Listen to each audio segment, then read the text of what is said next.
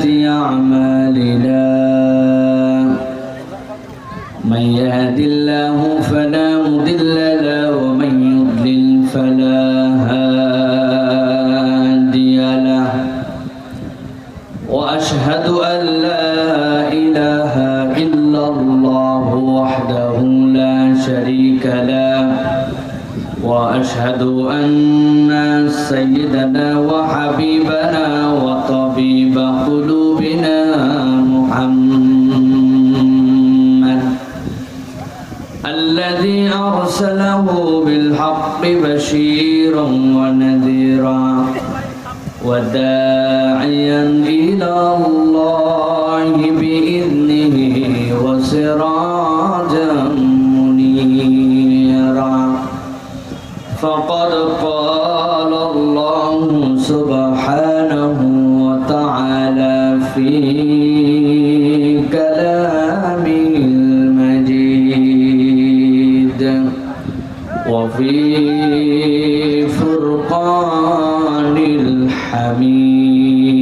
الحميد أعوذ بالله من الشيطان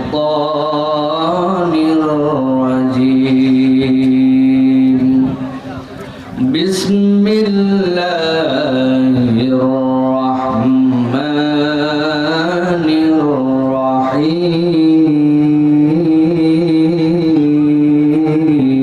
الرحيم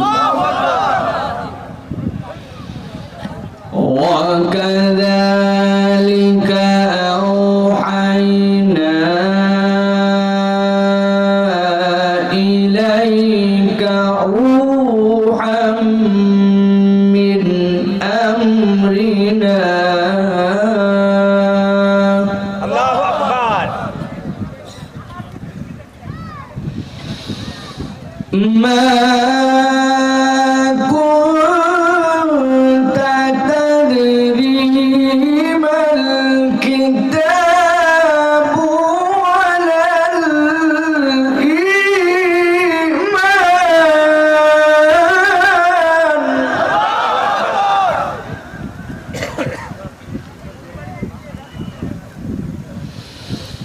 ولكن جعلناه نورا نهدي به من نشاء من عبادنا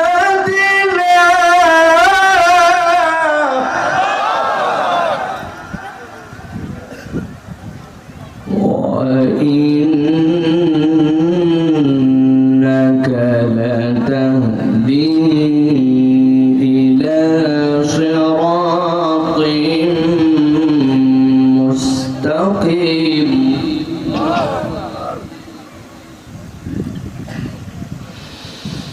ما كنت تدري ما الكتاب ولا الإيمان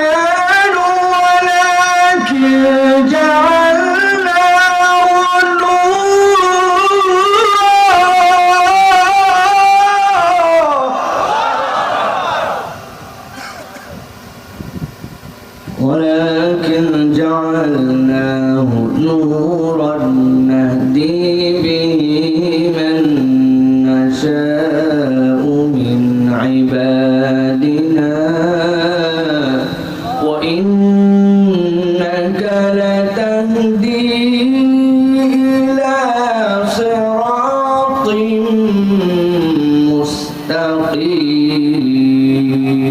مستقيم وقال الله سبحانه وتعالى إن الله وملائكته يصلون على النبي يا أيها الذين آمنوا صلوا عليه وسلموا تسليما اللهم صل على محمد وعلى آل محمد كما صليت على إبراهيم وعلى آل إبراهيم إنك حميد مجيد اللهم بارك على محمد وعلى كما باركت على إبراهيم وعلى آل إبراهيم إنك حميد مجيد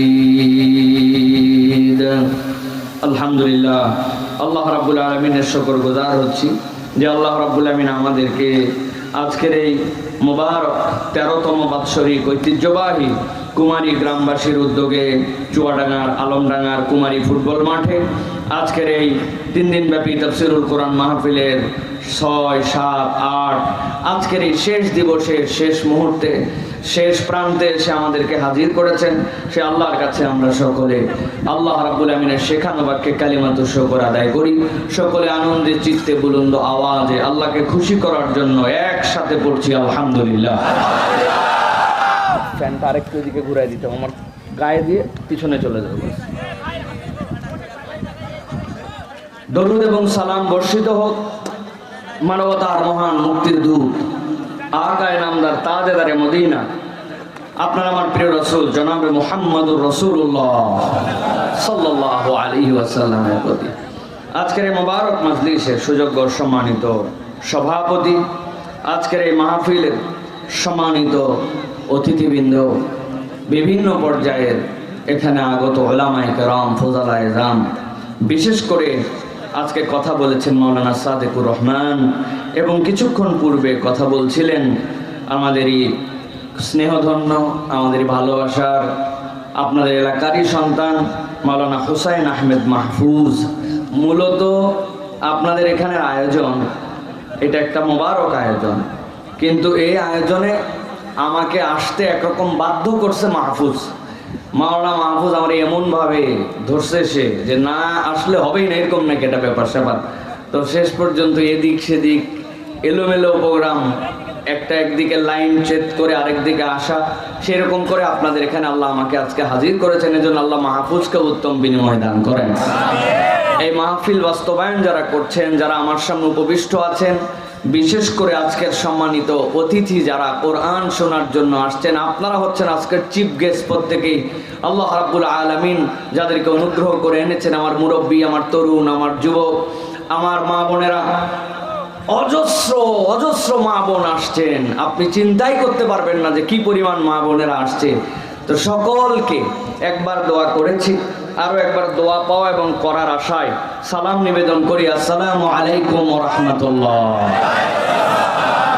আপনারা ভালো আছেন ভাই? আলহামদুলিল্লাহ, আল্লাহ আমাকে অনেক ভালো রেখে আপনাদের সামনে হাজির করেছেন। আল্লাহ রাব্বুল আমিন আমাদেরকে ভালো রেখেছেন বলেই আমরা এখানে হাজির হতে পেরেছি, ঠিক কি না? সব মানুষকে কোরআন শোনার জন্য সমানভাবে ব্যাকুলতা, হৃদয়ের আকুতি অনুভব করে। কথা বলেন, কিন্তু আমি কিন্তু একবারও আপনাদেরকে বলবো না চিৎকার করে বলেন, ফাটায় ফেলেন, এটা আমার দরকার নাই। কিন্তু প্রত্যেকটা শ্রোতাকে এই আয়োজনের সাথে সম্পৃক্ত হতে হবে, যেন বুঝলে কথা বলবেন, না বুঝলে বলবেন না, কথাটা আস্তে বলবেন কিন্তু ঠোঁট দিয়ে উচ্চারণ করে বলবেন। সবাই সমভাবে হৃদয়ের আকুতিতে কোরআনের মাহফিলের সাথে সম্পৃক্ত হতে পারে না। অনেক লোক ফুরসত আছে কিন্তু দেখবেন আসতে পারে নাই। অনেক লোকের কাছে সুযোগ আছে কিন্তু এর সাথে তারপরেও কেন জানি তাদের দিল অত টানে না, আছে না ভাই? আবার অনেক লোক বাড়ির থেকে বলে আসে, আম্মা ওয়াজ শুনতে যাচ্ছি, আব্বা মাহফিলে গেলাম, এখন পর্যন্ত উনি এইদিকে একবারও মুখ ফিরায় নাই। উনি রাস্তাঘাটে ঘুরে ঘুমের মধ্যে নামে মারে। এরকম লোক কি আছে ভাই? আছে মানে কি? সাংঘাতিক। আবার তাকায় দেখবেন খেয়াল করে, আপনাদের এলাকায় একটা ভাইকে আমি দেখতে চাই, যদি হাত তুলতে পারেন 100 টাকা পুরস্কার দিব। যে আপনার এলাকায় কোনোদিন দেখছেন একটা কুত্তা বসেছিল, অথবা শুয়েছিল, অথবা কাত হয়েছিল, অথবা 2 পা এরকম করেছিল, থাকা অবস্থায় মুছে দিছে? দেখছেন ভাই? বুঝে বলেন কিন্তু কথা উল্টা পাল্টা বলেন না জানি। মানে কুত্তা শুয়ে আছে, সসরায় মুইতে দিছে, অথবা বসে আছে মুইতে দিছে, অথবা এরকম করে বাঘের মতো পা তুলে বসে আছে কিন্তু কুত্তা প্রস্রাব করে। দেখছেন ভাই? কুত্তা মুতে একমাত্র দাঁড়ায়া। ঠিক কিনা? আর এদের সাথে মিল পাবেন কতকগুলা যুবকের, এরা উপরে ফোঁকায় বিড়ি আর নিচ দিয়ে সেন খুলে মতে, এদের সাথে কুত্তার একটা বড় মিল। যদি এরকম আপনার এলাকায় থাকে তো বলেন, না হলে বলেন না। আচ্ছা ভাই, এই নামাজে আসতে পারিস নাই কেন? বলছে কাপড় অপরিষ্কার। কিরে তোর কাপড় অপরিষ্কার মানে ময়লা কাপড় পরছিস? বলছে না হুজুর, মানে একটু টাইট তো, বসে মুততে পারিনি, একটু মুত লেগে গেছিল। আছে না ভাই? আহা, কুত্তার সাথে একটাই পার্থক্য, হ্যাঁ জিন্সের প্যান্ট কুত্তা পরে না, আর এই পরে, তাছাড়া সব এক। প্রিয় ভাইয়েরা, আমি কাউকে আন্ডার এস্টিমেট করে কথা বলছি না, আমি বোঝানোর জন্য বলছি যে জিজ্ঞাসা করছেন কোনোদিন যে আচ্ছা কোরআনের আয়োজন হয়, মাহফিল হয়, কিন্তু এই মাহফিলে এই লোকগুলা কেন আসতে পারে না, এটা কোনোদিন জিজ্ঞাসা করছেন? আমার মাহফিলে কোনো চা, কোনো পানি, কোনো কথা, কোনো কিচ্ছু লাগবে না। ভাই জানে না জন্য মহব্বত করে দেখছে পানি নাই, ভাইয়ের যদি লাগে ওই জন্য নিয়ে আসছে, আমি সরাই দিয়েছি বাইরে, ঠিক আছে? প্রিয় ভাইয়েরা, কিন্তু আমরা কোনোদিন জিজ্ঞাসা করি নাই। আজকে আমরা কোরআনের কাছে একটু জিজ্ঞাসা করব যে কেন এই মানুষগুলা পরিচয় দিতে কখন, কিন্তু তারপরেও কেন আসতে পারে না, এটা জিজ্ঞাসা করা যায় কিনা ভাই? আল্লাহ রাব্বুল আলামিন বলছেন কোরআনের মধ্যে, ইন্নামাল মুমিনুনা আল্লাযীনা ইযা যুকিরাল্লাহু ওয়াজিলাত কুলুবুহুম ওয়া ইযা তুলিয়াত আলাইহিম আয়াতুহু যাদাতুহুম ঈমানা।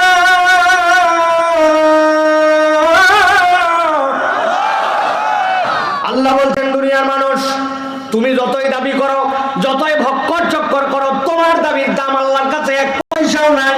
আল্লাহ বলছেন ইন্নামাল মুমিনুন, আমি আল্লাহ বললাম ইমানদার তো তারা, আমি আল্লাহ তার খাসিয়াত বর্ণনা করছি, আমি আল্লাহ তার সিফাত বর্ণনা করছি, আমি আল্লাহ বর্ণনা করছি। তুমি যদি ইমানদার হও, তোমার ফুলের রংটা কেমন হবে, তোমার ফুলের সুগন্ধিটা কেমন হবে, তোমার নেচারটা কেমন হবে, এইটা কি অঘ্রাণ মাসে ফুল দিবে নাকি এইটা চৈত্র মাসে ফুল দিবে, আমি আল্লাহ জানাচ্ছি।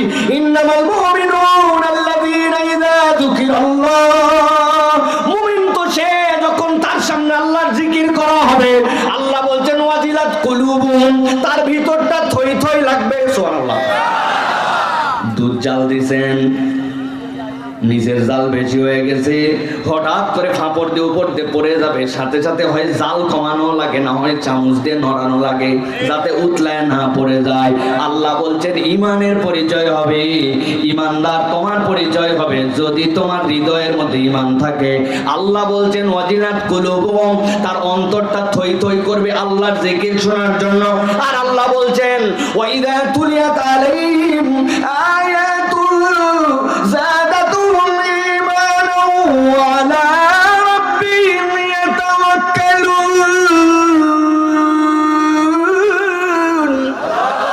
আল্লাহ বলছেন আমি আল্লাহর সাথে জানায় রাখলাম, যখনই তার সামনে কোরআনের তেলাওয়াত করা হবে, ওই বান্দার ইমানটার আগের মতো থাকবে না, যাদাতুহুম ঈমানা, তার ইমানটা বৃদ্ধি পেয়ে যাবে। কত দূর পর্যন্ত বাড়বে? আল্লাহ বলছেন ওই ব্যক্তির ইমান এমন লেভেলে যাবে, ওয়া আলা রাব্বিহিম ইয়াতাওয়াক্কালুন, ওই বান্দা আল্লাহ ছাড়া কারো উপর আর ভরসা করবে না, একমাত্র তার ভরসার স্থল হবে আল্লাহ। সুবহানাল্লাহ।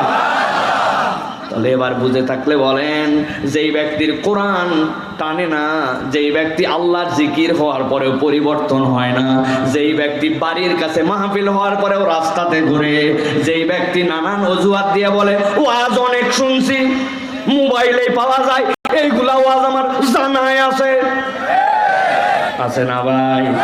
কত জানা আছে, এটাও আমাদের জানা আছে। 18 বছর বয়স, এখন পর্যন্ত গোসলের ফরজ কয়টা বলতে পারে না। এই রকম বাপের বেটা আলমডাঙ্গা চুয়াডাঙ্গায় না। এই গোসলের ফরজ কয়টা বল? কোন দিন জানি শুনছিল, হঠাৎ করে বলছে 3টা, চিন্তা করছে জাক মিলছে তো, এখন ধরছেন ঠাছে বল গোসলের ফরজ কি কি, বলছে জানাই আছে। আর জানাই আছে কি বল? বলতেছে বদনা, লুঙ্গি, গামছা। এইরকম মরদ আছে না ভাই? দিনের ব্যাপারে ঠন ঠনা ঠন, কিন্তু ভাবের বেলায় 100-100। কারণ গায়ের মধ্যে এমন প্যান্ট পরছে যেই প্যান্ট আমাদের গাবতলী টু সায়দাবাদের যারা হেল্পার তারা পরে। নতুন প্যান্ট কিনে বিলেট মারে, মায়েরে সেটা কাটে আবার বলে এটা ফ্যাশন। অথচ ঢাকায় আমরা দেখছি অনেক হাড়ি পাতিলওয়ালা বাহিরে এসে চিৎকার দেয়, ও পাড়া বোনেরা ভাইয়েরা, পুরাতন কাপড় দিয়ে সিলভারের হাড়ি পাতিল বদলে নিতে পারে।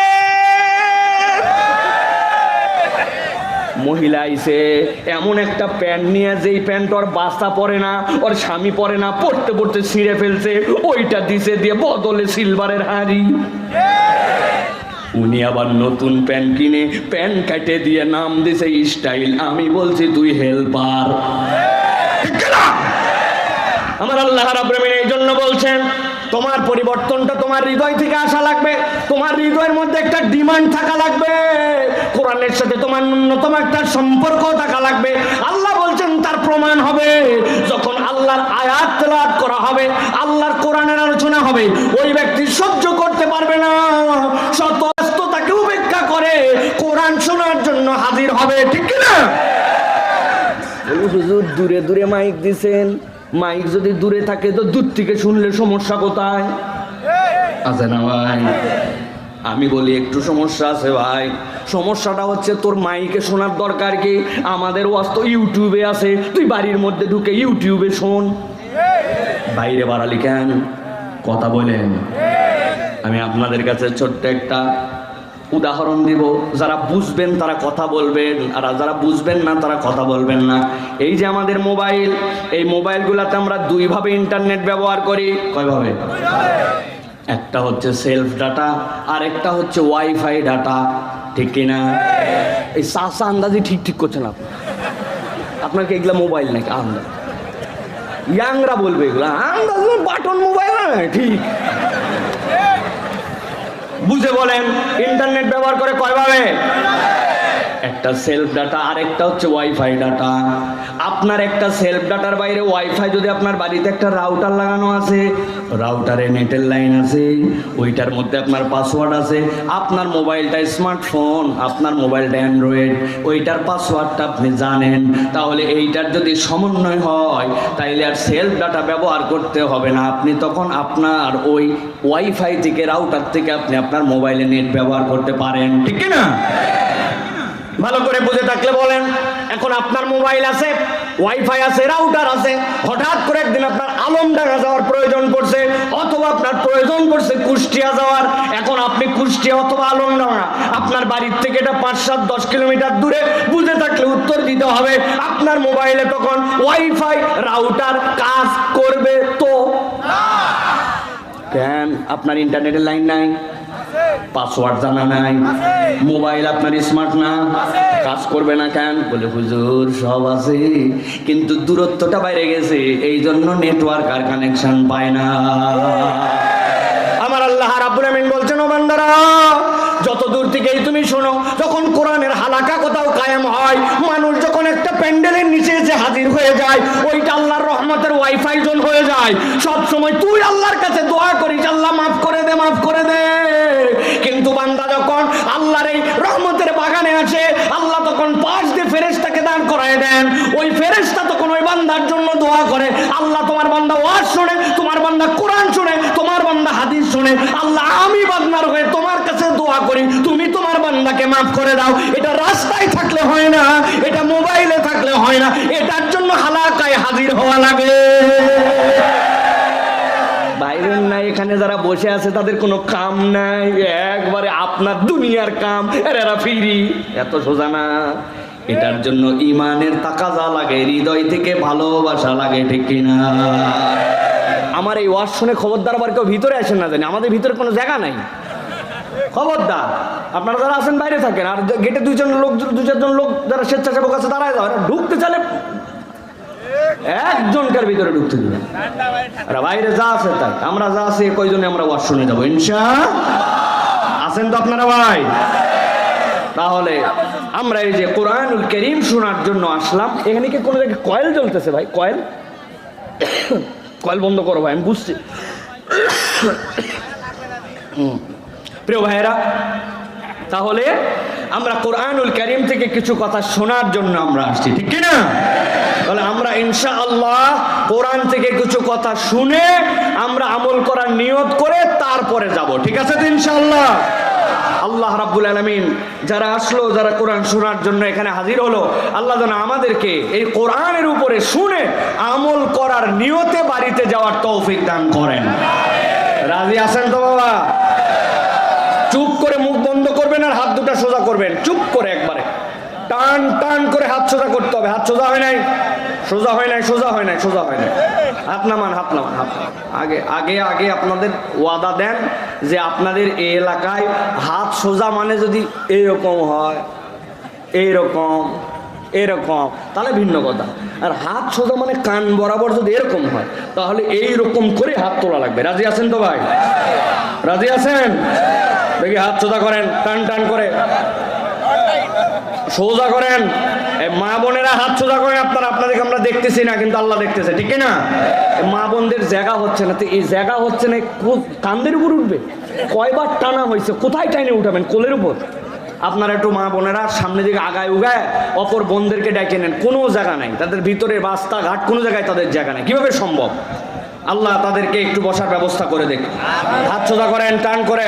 এবার ডানে বামে একটু তাকায় দেখেন কারা কারা ফাঁকি মারতেছে, হাত উঠায় নাই, চেহারাগুলো দেখেন, দেখেন সোজা করছে সব। শক্ত করেন, শক্ত শক্ত, মাজা টান হয়েছে। হ্যাঁ, এবার গলাটা পরিষ্কার দেন। এই দুটো শব্দ কমে গেছে একটু। এই হাত সোজা করে গলা পরিষ্কার। পেছনে যারা এক হাত বন্ধ কে, ও ভাই প্রাচীরের উপর হাত সোজা করো, দুই হাত তোলো। হ্যাঁ, গলা পরিষ্কার হয়েছে। এবার হাতটা বুক বরাবর নেই, বরাবর। এবার আমরা আজকে একটা আকাশ বাতাস মুখরিত করে আল্লাহ রাব্বুল আলামিনের নামটা বড় গলায় নিতে চাই। পারবেন ইনশাআল্লাহ? এইরকম তাকবীর বাপ দাদার জন্মে দেই নাই। এরকম হিম্মত করে একটা তাকবীর যারা দিতে পারবেন বলেন আল্লাহুম্মা আমিন। আর যারা যতই বলা হোক দিতে পারবেন না, তারা বলেন আল্লাহুম্মা আমিন। আহা, আছে সব দিকেই লোক আছে না ভাই? পারবেন সবাই ইনশাআল্লাহ? এই যে বুক বরাবর হাত দেন, বুক বরাবর নিছেন সবাই? বুক বরাবর নেবেন। আমি যখন বলবো লিল্লাহে তাকবীর, তখন হাত দুটো আসমানের দিকে ছুঁড়ে দিয়ে আল্লাহু আকবার বলে আবার হাত নামাতে হবে। রেডি সবাই? হাত উপর দিকে তুলবেন না, এদিক খবরদার, এদিক জানি মাইরেন না ভাই, যা হবে উপর দিকে তোলা হবে। রেডি সবাই? বাহিরের লোক যেন টের পায়, এলাকায় যেন বুঝতে পারে যে আল্লাহর কোরআন প্রেমী কিছু মানুষ আছে, আল্লাহ যাদের কণ্ঠে আল্লাহু আকবারের পাওয়ার দিয়েছে। পারবেন ইনশাআল্লাহ? দেখে একটা তাকবীর দেন, লিল্লাহে তাকবীর, লিল্লাহে তাকবীর। আল কোরআনের আলো, আল হাদিসের আলো, তোমার নেতা আমার নেতা, তোমার নেতা আমার নেতা, আলেম ওলামা যেখানে, আল্লাহর আইন যেখানে, লিল্লাহে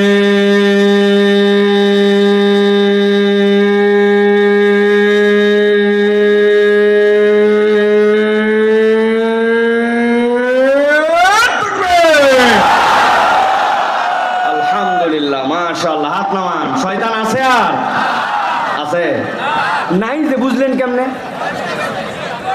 বুঝলেন কেমনে?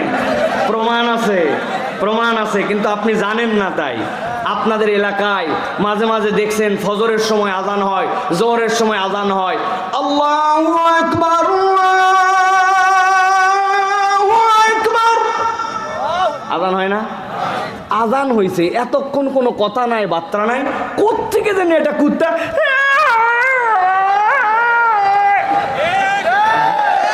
কিরে তুই এতক্ষণ চুপ, আল্লাহু আকবার শুনে গেউ গেউ করিস কেন? আছে না?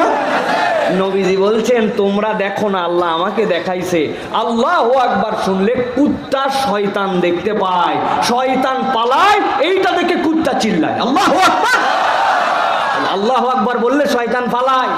মোরগ ডাকে সুবহান কুদ্দুসুন বলে, ও ফেরেশতা দেখতে পায়। সুবহানাল্লাহ। প্রিয় ভাইরা, অতএব আল্লাহু আকবার বললে শয়তান পালায়, এটা প্রমাণিত, ঠিক কি না?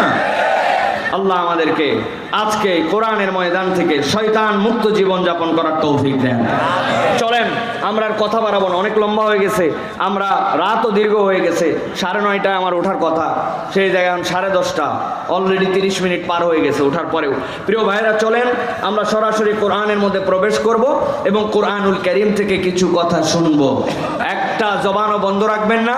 বিতাড়িত শয়তান থেকে আশ্রয় প্রার্থনা করে যারা দাঁড়ায় আছেন, যদি আপনারা জুতা মোবারক খুলে ভিতরে আসেন, আমার ভাইরা আপনাদেরকে কোলে বসাবে, দেখেন আপনারা খালি স্যান্ডেলটা খুলে ভিতরে আসেন, ডাক দেন ওনাদেরকে, আদর করে দেখেন, সবার জায়গা হয়ে যাবে। আয় ভাই, আয় আয় আয় আয় আয় আয় আয় ভাই, আয় ভাই ভিতরে আয়, ডাক দেন, আদর করে ডাক দেন, আয় ভাই, আয় আয় আয় আয় আয় আয় আয় ভাই, আয় ভিতরে আয়, জায়গা আছে ভাই, ভিতরে ভিতরে। আর যারা দাঁড়ায় থাকবে দাঁড়াই শুনবে, সমস্যা নাই। প্রিয় ভাইয়েরা, তাহলে আমরা একটা জবানও বন্ধ রাখবো না। আমরা সকলে আনন্দ চিত্তে বুলন্দ আওয়াজে সকলে জবান ছেড়ে দিয়ে একসাথে আমার সাথে পড়েন, সকলে পড়েন, আউযু বিল্লাহি মিনাশ শাইতানির রাজীম, বিসমিল্লাহির রাহমানির রাহিম, ওয়াতলু আলাইহিম নাবা আল্লাযী আতাইনাহু আয়াতিনা ফানসালাখা মিনহা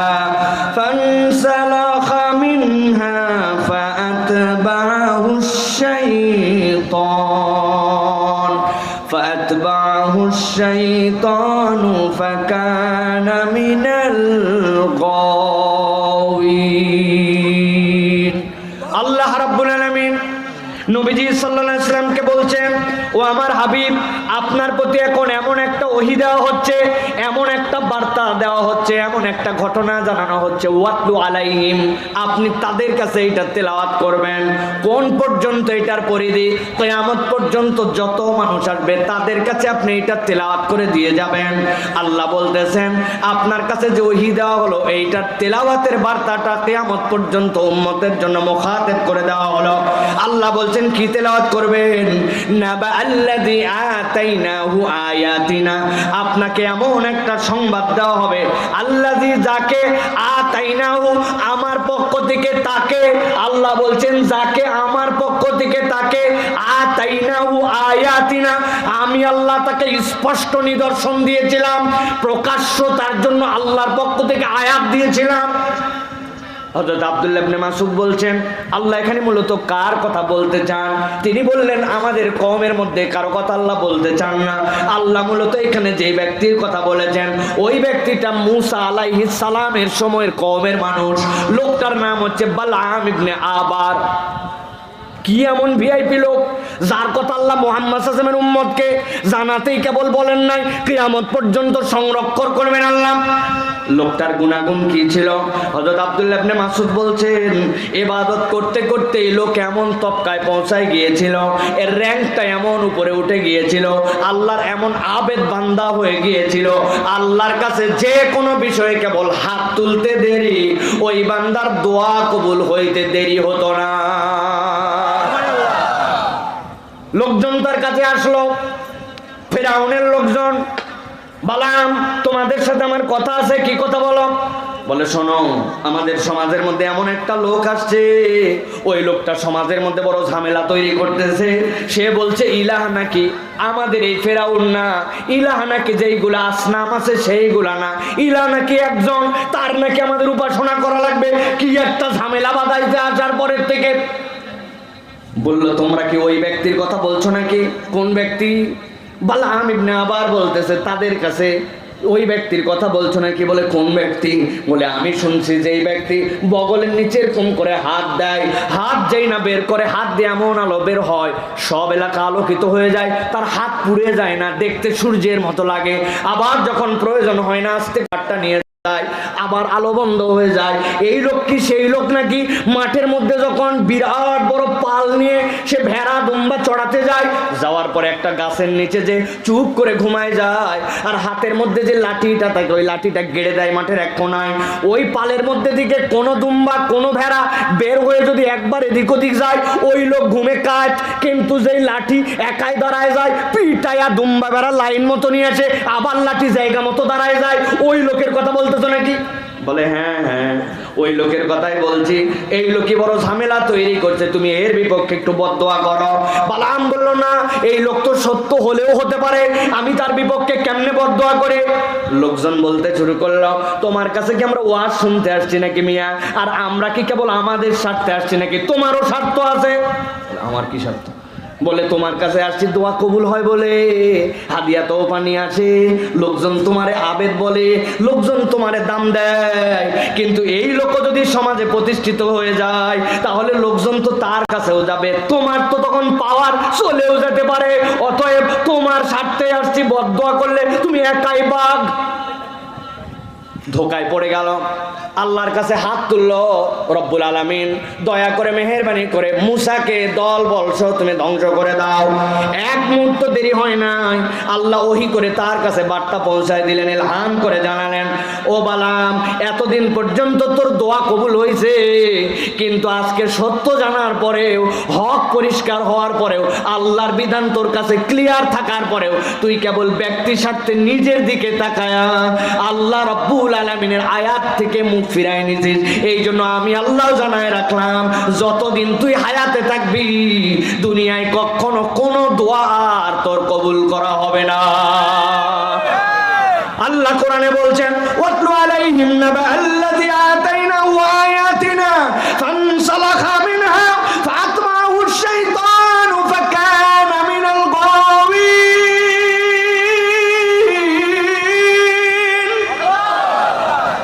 আল্লাহ বলছেন, দুনিয়ার মানুষ তোমাদের কাছে এই বার্তা দেওয়া হলো। ইমাম ইবনে কাসির রহমতুল্লাহি আলাইহি বলছেন, এটা বালামের জন্য যদিও আসছে, কিন্তু এই আয়াতের প্রত্যেকটা কথা কিয়ামত পর্যন্ত উম্মতে মুহাম্মাদির প্রত্যেকের পার্সনের জন্য খেটে যেতে পারে। এখানে এমন মানুষ আছে কিনা যেই মানুষ আল্লাহর বিধান জানে, আল্লাহর ফরজ জানে, আল্লাহর ওয়াজিব জানে, কোনটা আল্লাহর দায়িত্ব এটা জানে, তারপরেও নিজের কারণে কেবল ব্যক্তি স্বার্থে, নিজের স্বার্থে মুখ ফিরায় নাই? আছে। চেনেন দু একজনকে? আমি দু একজনকে একটু চিনাই, দেখেন তো চিনেন কিনা। জুম্মার আজান হওয়া মাত্র নতুন জামা পরে আতর সুরমা লাগায় মসজিদের দিকে চলে আসে জুম্মার নামাজ আদায় করার জন্য। তার মনের মধ্যে তাগাদা আছে, কিন্তু জুম্মার নামাজ শেষ হয়ে যায়।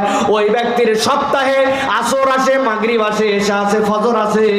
ওই ব্যক্তি ফরজ যেইগুলা তার জন্য জানে, কিন্তু আসর পড়ে না, মাগরিব পড়ে না, মসজিদের আশপাশে ঘুরে বেড়ায়, অথচ নিজেকে ইমানদার পরিচয় দেয়, জুম্মা পরে ওয়াক্ত পড়ে না। এরকম মুসলমান এলাকায় না। আল্লাযী আতাইনাহু আয়াতিনা কথা বুঝতে হবে, কিন্তু আস্তে আস্তে ভিতরে ঢুকবো, ভালো করে খেয়াল করেন। আল্লাহ বলছেন, যাকে আমি আয়াত দিয়েছিলাম ফানসালাখা মিনহা, সেখান থেকে ইনসিলাক করলো, নিজের মুখ ঘুরাই নিল, নিজে আল্লাহর বিধানে থাকলো না, সেখান থেকে সরে গেল। আল্লাহ বলছেন, যারা আল্লাহর বিধান জানার পরেও, সত্য জানার পরেও, হক তার কাছে পরিষ্কার হওয়ার পরেও সেখান থেকে সে মুখ ফিরাই নিবে, আল্লাহ বলছেন এটা তার 1 নম্বর অপরাধ। তবে এই অপরাধ করলে ওই বান্দা অটোমেটিক 2 নম্বর একটা অপরাধে ঢুকে পড়বে।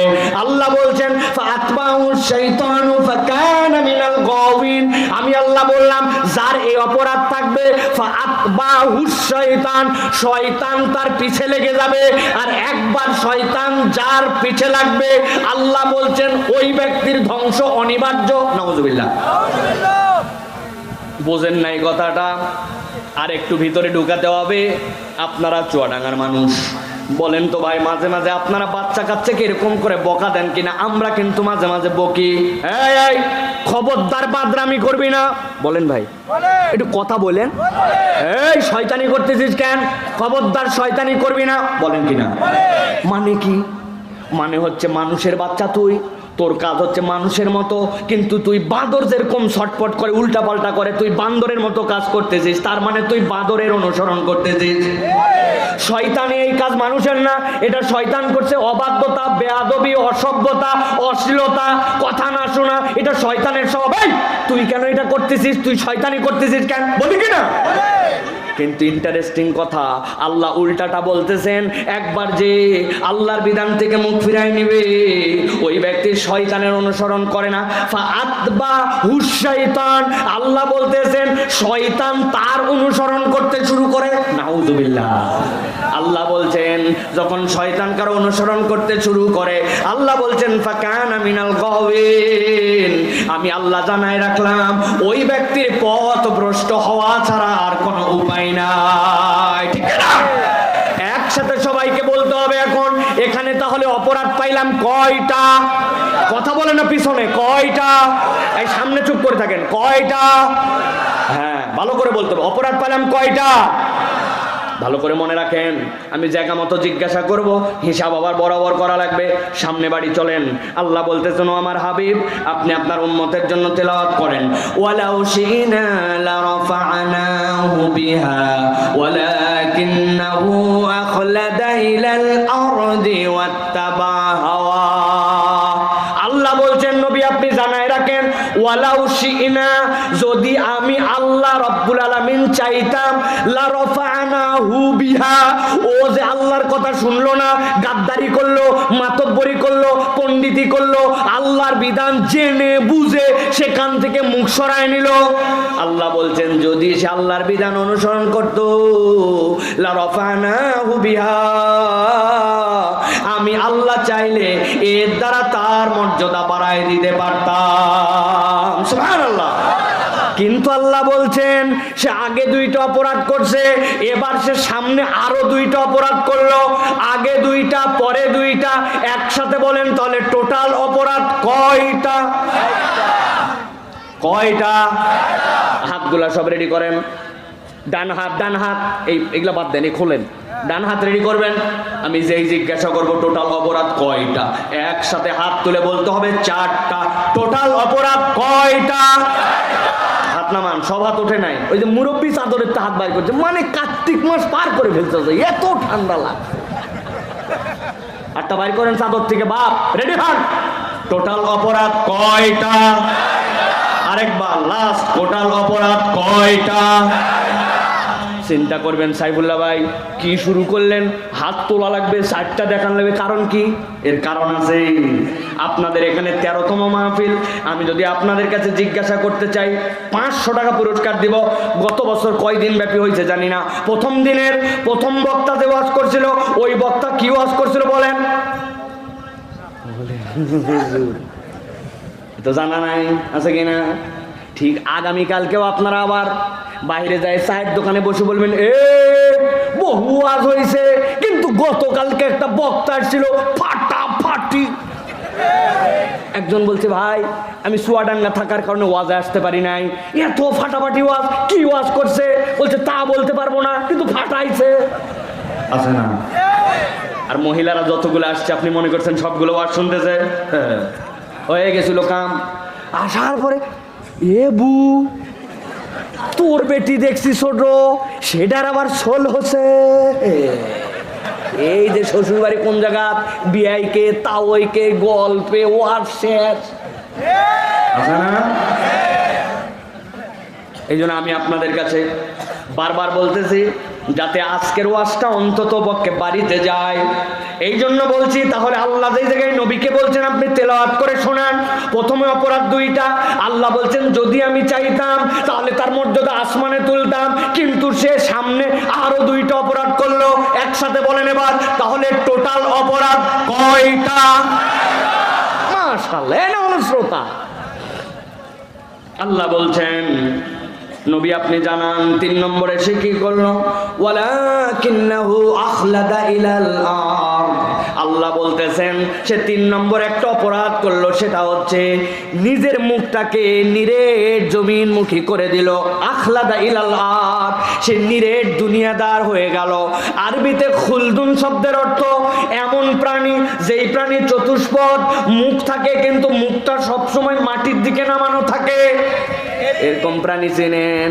গরু চিনেন, ছাগল চিনেন, ভেড়া চিনেন।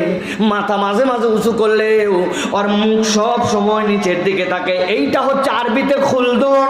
আল্লাহ বলছেন এই ব্যক্তির অভ্যাস এমন, ও হালাল চেনে না, আরাম চেনে না, দুনিয়ার স্বার্থে ওর নিচে নিচে নিচের দিকে দুনিয়ার দিকেই মুখ করবে।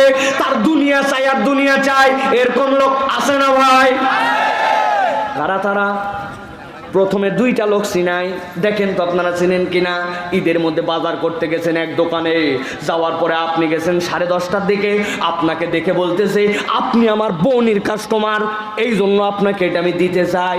আসলে আপনি 15 নম্বর কাস্টমার, কিন্তু বিক্রির স্বার্থে আপনাকে বোনই বানাইছে। বলছে চাচা আপনার মতো চেনা লোক বলে কেনা দামে দিলাম। অথচ বাপ দাদার জন্ম ওকে দেখে নাই, কেবল বিক্রয়ের স্বার্থে হালাল মাল, হালাল দোকান, হালাল কারবার, কেবল দুনিয়ার স্বার্থে বিক্রয়ের স্বার্থে মিথ্যা কথা বলে বিক্রি করে। এরকম মুসলমান দোকানদার আছে না? না। আল্লাহ বলছেন ওয়ালাকিন্নাহু আখলাদা ইলাল আরদ, ও নিরেট দুনিয়ার দিকে মুখ করছে। অথচ আল্লাহ রাব্বুল আমিন এই দুনিয়াতে তার প্রাণীকুলকে 3টা হালতের উপরে সৃষ্টি করছেন। হালত কয়টা? 1 নম্বর হালত হচ্ছে আল্লাহ বলছেন মুকিব্বান আলা ওয়াজহি, ওই সৃষ্টি যারা সরীসৃপ, নাকের ভরে চলে, বুকের ভরে চলে। আল্লাহ বলছেন তুমি দেখো বুকের ভরে চলে, কিন্তু আমি আল্লাহ বললাম ওই সৃষ্টিটা সব সময় সিজদার হালতে থাকে। সুবহানাল্লাহ। টিকটিকি দেখি বুকের ভরে, কেঁচো দেখি বুকের ভরে, কুমির দেখি বুকের ভরে, সাপ দেখি বুকের ভরে মুখ দিয়ে চলে, কিন্তু আল্লাহ বলছেন এটা হালত তার সিজদার। আর একটা শ্রেণী আছে 4টা পা বিশিষ্ট, মাথা নিচের দিকে, তুমি মনে করো এইরকম, কিন্তু আল্লাহ বলছেন ওর হালতটা হচ্ছে রুকু। সব সময় আল্লাহর বান্দা রুকুর হালতে আল্লাহর জন্য আছে। আর একমাত্র ব্যতিক্রম সৃষ্টি মানুষ। আল্লাহ বলছেন ওই মানুষকে আল্লাহ 3 হালতেই নিয়ে যান। ওই বান্দার মাথা উঁচু, সবার থেকে উঁচু তার মাথা, কিন্তু আল্লাহ বলছেন ওই বান্দা এমন শ্রেষ্ঠত্ব পেল এই কারণে ওই বান্দা আল্লাহু আকবার বলে দাঁড়ায় যায়। এরপরে সানা পড়ে। ওই আল্লাহু আকবার মানে আল্লাহ আমার মাথা উঁচু, কিন্তু আমি জানালাম আমি যতই উঁচু হই না কেন আল্লাহু আকবার তুমি হচ্ছে তার থেকে বড়, আল্লাহ সব থেকে বড়। এই স্বীকৃতি দিয়ে সানা পড়ছে। এরপরে ফাতিহা, এরপরে সূরা, তারপরে বান্দা রুকুতে চলে গেছে। একটু ঠান্ডা মাথায় ভেবে দেখেন, না হলে কালকে যে প্রমাণ করেন। রুকুতে যখন বান্দা যায় এই 2টা হাত তার হাঁটু বরাবর, আর 2টা পা কেবল তার মাটির সাথে লাগানো, এছাড়া মাটির সাথে তার কোনো সম্পর্ক নাই, ঠিক না? এর থেকে নরবরে, এর থেকে হালকা হালত মানুষের জীবনে আর নাই। একটু ঠোকা দিলে উল্টায় যাবে, ঠিক না? কারণ তার পা 2টা কেবল মাটির উপরে দাঁড়ায় আছে, মাথাটা সামনে দিকে ঝুলে আছে। আল্লাহকে বলতেছে আল্লাহ আমি যখন দুনিয়ার সবচেয়ে নরবরে হালত, রুকুর হালত, তখন তোমার কাছে বললাম সুবহান রাব্বিয়াল আযীম, আমার রবের থেকে মহান কোন শক্তিশালী কোন রব নাই। ওই বান্দা এরপরে যখন ওঠার সময় কি বলে? সামি আল্লাহু লিমান হামিদা। যদিও বান্দা তার কথাটা মুখ দিয়ে বলে, কিন্তু এই কথাটা মূলত আল্লাহর কথা। আল্লাহ বলছেন ও আমার বান্দা নামাজে মনোযোগ রাখার চেষ্টা করছিলি, পারিস নাই, আবার চেষ্টা করছিস, সূরা পড়ছিস, ঠিকঠাক মতো উচ্চারণ করার চেষ্টা করছিস, অনেক সময় পারিস নাই, তাড়াহুড়া করবি না বলছিলি, কিন্তু তাড়াহুড়া হয়ে গেছে। কিন্তু তারপরেও তুই নামাজে এতক্ষণ পর্যন্ত যা বলেছিস আল্লাহু আকবার থেকে সুবহান রাব্বিয়াল আযীম, মনে করিস না তোর আল্লাহ শোনে নাই?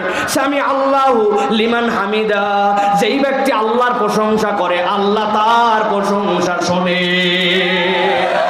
বান্দা দাঁড়ায় বলছে রব্বানা লাকাল হামদ, এইটা বলে এবার বান্দা আল্লাহু আকবার বলে সিজদায় গেছে। খেয়াল করেন 2টা হাত তার মাটিতে, কপাল তার মাটিতে, নাক তার মাটিতে, 2টা হাঁটু তার মাটিতে, 2টা পায়ের মাথার আঙ্গুল 2টা তার মাটিতে, ঠিক না? ওইখানে যাওয়ার পরে বলতেছে, আল্লাহ আমি এখন রুকুকারী প্রাণীর থেকে এখন আমি তো সরীসৃপ, তবে সরীসৃপরা যখন চলে তার পশ্চাৎ দিক উঁচু থাকে না, কিন্তু আমি এখন এত নিচু হয়েছি যে আমার মাথা নিচু কিন্তু আমার পশ্চাৎ দিকটা তার থেকে উঁচু।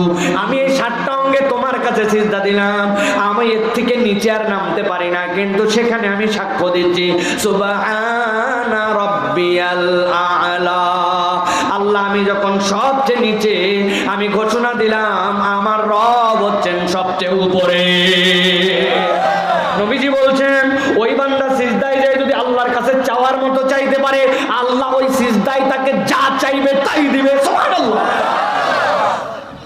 আল্লাহ বলছেন যেই বান্দা এত সম্মানিত, ওয়ালাকিন্নাহু আখলাদা ইলাল আরদ, এই বান্দা এমন দুনিয়াদার হলো, দুনিয়া ছাড়া ওই বান্দার কিছুই চেনে না। দাড়ি টুপি জুব্বা তার থাকে মাঝে মাঝে, কিন্তু দুনিয়া তার সামনে আসলে আর লোভ সম্বরণ করতে পারে না। এরকম লোক আমাদের এলাকায় আছে ভাই। বিয়ে শাদীর কথা ঠিক হয়েছে, হাজী সাহেব মানুষ, সব শেষে মেয়ে পক্ষের লোকেরা বলছে হাজী সাহেব কিছু লাগবে, পাশে জামাইরা ছিল বলছে আপনারা ব্যাক করলেন নাকি, আল্লাহ কি কম দিচ্ছে নাকি হাজী সাহেবরে? কথা বলতে হলে ছোট জামাইয়ের সাথে যাই কথা বলেন। ছোট জামাই বলছে আমার শ্বশুর আল্লাহ কোনো অভাব দেয় নাই, তবে বিয়ের পরে আপনাদের মেয়ে শুনছি ঢাকায় নিয়ে যাবেন, ওখানে যদি বড় একটা এলইডি স্ক্রিন দেন আপনার বেটি দেখবে, যদি একটা ইয়ামাহা এফজেডএস দেন আমাদের ছেলে আপনার বেটিকেই ঘুরাবে, বড় ফ্রিজ দিলে কি আমরা খাবো নাকি, গ্রামের ছোট মাছ টাছ দেশি মুরগি পাঠালে আপনার বেটি রাখবে। বলছে বুঝে ফেলছে আপনাদের কোনো চাহিদাই নাই, আমাদের কিছুই লাগবে না।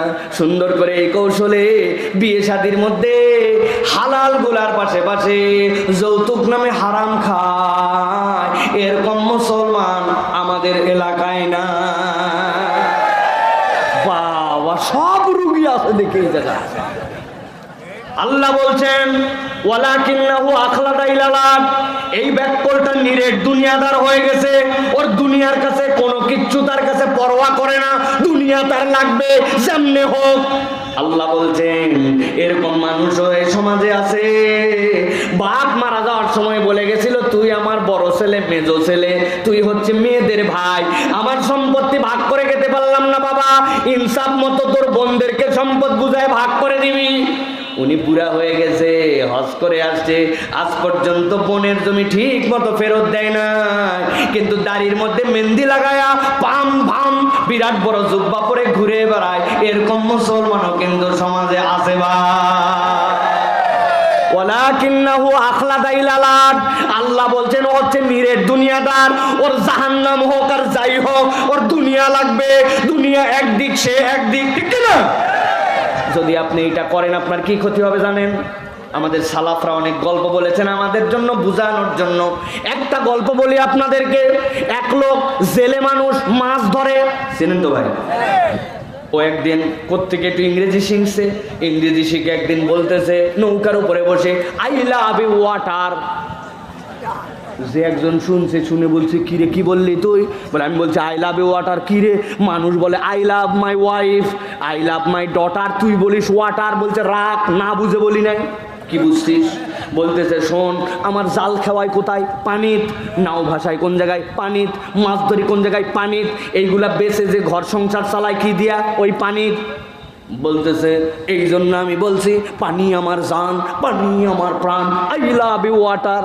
যেই লোকের কাছে বলছে এই লোকটা একটু তেরা ছিল, ওই লোক বলছে ব্যাক কর, কথা তো ঠিক বলছিস, আগে তো খেয়াল করিনি, তবে ছোট্ট একটু গ্যাপ আছে। কি গ্যাপ? বলে যার সাথে যার ভালোবাসা তার সাথে তার মিলন হওয়া লাগে। তুই বসে আছিস বইটা ধরে ওই কোণার উপরে, আর পানি তোর থেকে 3 হাত নিচে, হলো নাকি? পানির সাথে তোর মিলন হওয়া লাগবে। বলছে কেমনে? বলছে তোর হাতের শাবল যেটা আছে শাবলটা দে, শাবল দিয়ে এক ধাক্কা দিয়া নৌকার নিচে ফুটা। বইটার ওই জায়গায় বসে দেখতেছে উনার লাভ, উনার পানি গল গল গল গল করে নৌকার ভিতরে ঢুকতেছে। বুঝে থাকলে বলবেন এই যে ওই লোক নৌকার উপরে বসে বসে পানি আসতেছে তার, এই যে পানি আস্তে আস্তে উঠলে 10-20 আধা ঘন্টা পরে ওই পানি কি তার নৌকার বাঁচার কারণ হবে না ডুবার কারণ? উদাহরণটা সারা জীবন মনে রাখবেন। আমাদের সালাফরা বলছেন দুনিয়া তোমার লাগবে, কিন্তু তোমার অন্তর ফুটা করে যদি দুনিয়া ঢোকাও, তোমার দুনিয়াও ডুববে, তোমার পরকালও ডুববে। ইমাম ইবনুল কাইয়্যিম রাহমাতুল্লাহ আলাইহি বলছেন দুনিয়ার উদাহরণটা বুঝে নাও। একটা লোক খুব বিচক্ষণ, দেখেন তো আপনারা তার বুদ্ধিমান বলবেন কিনা।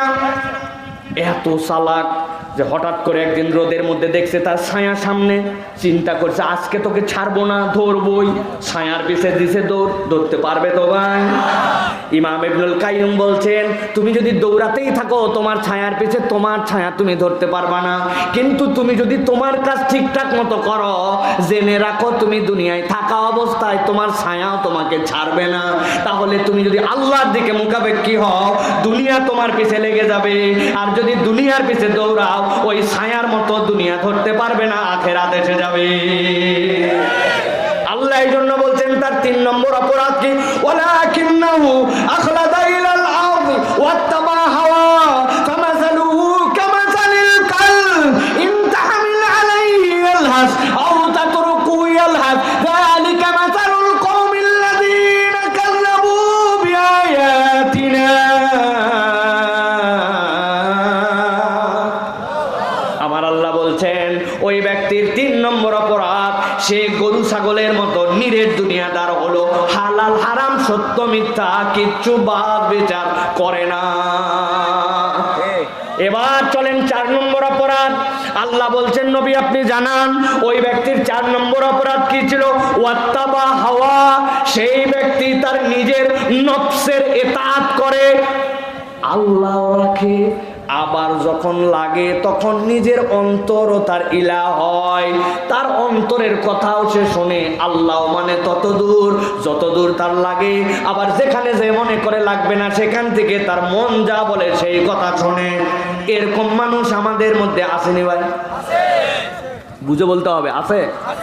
চলেন একটু মিলাই দেখি এটা আসলে কি ধরনের অপরাধ। ওয়াত্তাবা হাওয়া মানে কি? অন্তরের অনুগামিতা মানে কি? ওই ব্যক্তি জানে সুদ খাওয়া হারাম, জানে না ভাই? দাদনে টাকা লাগানো হারাম, জানে কিনা? কথা বলতে হবে, জানে কিনা? জানেন এরকম কোন মুসলমান নাই, কিন্তু মুরব্বী এত বড় দাড়িওয়ালা নামাজ মিস করে না, পান খাওয়ার পরে খিলাল করে, এলাকায় ঘুরে ঘুরে বেড়ায়। আসরের নামাজের পর এক যুবক ভাই আসছে, বাচ্চাটা অসুস্থ, মুরব্বী একটা 1000 টাকা হাওলাত দেন। বলছি আর কি মারিস না, হাতে টাকা নাই সর। বলছে চাচা বাচ্চা ডাক্তার দেখান লাগবে, বড় বিপদ, 1000 টাকা দেন রে বাবা। হাতে টাকা নাই, বললাম স্যার। বলছে চাচা এত দাপকি দুপকি মারেন না, আমি না বুঝে আপনার কাছে আসি নাই। কি বুঝে আসছিস? বলে আজকে হচ্ছে রোববার, 1000 টাকা দেন, আল্লাহ মাসালে আগামী বুধবার 1250 টাকা ক্যাশ রিটার্ন। বলছে ব্যাককল কোথাকার, মানুষের হাতের টাকা থাকে নাকি? বাড়ির চল, বাড়িতে নিয়ে গেছে, যে 1000 টাকা দিছে, দেওয়ার পরে বলছে লাগলে আরো বল। তোর চাষিও বসে নাই, তোর চাষিও কিন্তু এই ব্যবসা করতেছে। মুরব্বী মানুষ বসে কি করবে? 2 টাকা খাটাচ্ছে। তবে যা করবি তাড়াতাড়ি কর, ছোট দিনের বেলা মাগরিবের আজান দিছে, আমি নামাজ ধরতে যাব। আসরের নামাজ পড়ে আসে, দাদনে টাকা লাগায়া আবার মাগরিবের নামাজ ধরতে চায়। এরকম মুসলমান নামধারী আত্মার অনুসরণকারী মুনাফিক মার্কা কতগুলা মানুষ আছে না? না, আপনি এরকম লোক অনেক খুঁজে পাবেন। ওয়াত্তাবা হাওয়ার লোক, এটা বললে আবার যদি ঝামেলা হয়, এজন্য বলার দরকার নাই, ঝামেলা হবে না তো। আপনি অনেক লোক এলাকায় খুঁজে পাবেন, আপনি তাকে বলছেন নামাজের ইসলাম রাজি আছে, রোজার ইসলাম সমস্যা নাই, হজের ইসলাম বিরাট খুশি, যাকাতের ইসলাম মোটামুটি দেয়, কিন্তু তাকে বলছেন ভাই এই দেশ থেকে হাজার হাজার কোটি টাকা বিদেশে পাচার হয়েছে, ব্যাংকগুলা ফাঁকা করে দিছে, রাস্তাগুলা খাইয়ে ফেলছে, বিভিন্ন জন দুর্নীতি করছে। এই দুর্নীতিবাজদেরকে আগামীতে আমরা আল্লাহর আইনে বিচার করতে চাই। কোন মা বোনদের বেইজ্জতি হলে আল্লাহর আইনে তার জন্য বিচার করতে চাই। কোর্টটা প্যানাল কোর্টটা কোরআনের আইন দিয়ে চলুক। বলবে সাইফুল্লাহ ভাইকে তো দলের বক্তা মনে করছিলাম না, এটাও তো দলের কথা বলে। আছে না এরকম? এখানে ঠিকও বলতে পারতেছে না, জ্বলতেছে ভিতরে। আপনি বুঝে থাকবেন আমার আল্লাহর কথা। আল্লাহ বলছেন ওয়াত্তাবা হাওয়া, ওই ব্যক্তি আল্লাহ মানে আবার নিজের অন্তরেরও অনুসরণ করে। আল্লাহ বলছেন এই সমস্যা ওই মুসার কওমে ছিল না, মুহাম্মদ সাল্লাল্লাহু আলাইহি সাল্লামের কওমের মধ্যেও 2025 সালের নভেম্বর মাসের 8 তারিখেও চুয়াডাঙ্গাতেও আছে কিনা? এই জন্য আল্লাহ রাব্বুল আলামিন বলছেন ওয়াত্তাবা হাওয়া, সে তার মন পছন্দ জীবন চালায়, আমার মন যেদিকে চায়। অনেক বড় বড় কথা বলছি, এই জন্য অনেকে চিন্তা করতেছে আমরা বাদ চলে যাচ্ছি, কিন্তু অনেক মুরব্বী চোখে পড়তেছে মুখে এখন পর্যন্ত দাড়ি নাই। কি ব্যাপার চাচা, আপনার তো 60 বছর বয়স, বিয়ে করবেন নাকি? আবার বলছেন না না না, কিন্তু তোমার চাচি আবার দাড়ি রাখা লাইক করে না। দাড়ি লাইক করে না জন্য উনি দাড়ি রাখতে পারে নাই। এই যুবক, তোমার মুখে দাড়ি নাই কেন? তুমি না মুসলমান পরিচয় দাও। বলছে আর বলেন না হুজুর, সামনে আমার বিয়া, যার সাথে কথাবার্তা হচ্ছে এই মহিলা আবার দাড়ি পছন্দ করে না, আগেই বলছে, এই জন্য বিয়ার পরে থুবো, আগে থোয়া যাচ্ছে না। আমি ফতোয়া দিলাম আপনাকে, কোনো মহিলা যদি বলে দাড়ি পছন্দ করে না, তাহলে ওই মহিলাকে বিয়ে করা জায়েজ নাই। বলে দাঁড়িয়ে রাখলে আনস্মার্ট লাগে। আপনি কথার ধাক্কা কোথায় মারছেন জানেন? মক্কায় এক লোক, আমার আব্বা আমার সাথে 2004 সালে প্রথম হজে আমাকে বলছে, মক্কায় এক লোক দোকানদারি করতেছে, হঠাৎ করে দোকানদারিতে কথা কাটাকাটি হয় না, কথা কাটাকাটি হয়েছে, বাঙালি গেছে, মেজাজ খারাপ হয়, বলছে মক্কার সব পোলা পানগুলাই খারাপ। যেই নাই কথা বলছে, দোকানের কারবার শেষ, রাত্রে ঘুমায় গেছে। হাজী সাহেব আল্লাহ নবীকে দেখে নাই, কিন্তু নবীজির কথা শুনছে। ও হাজী সাহেব বললেন তো মক্কার পোলাপান গুড়াই সব খারাপ, আমি মুহাম্মাদুর রাসূলুল্লাহ কিন্তু এই মক্কার পোলাপান ছিলাম। ধাক্কা কোথায় মারে? বলতেছে আনস্মার্ট লাগে।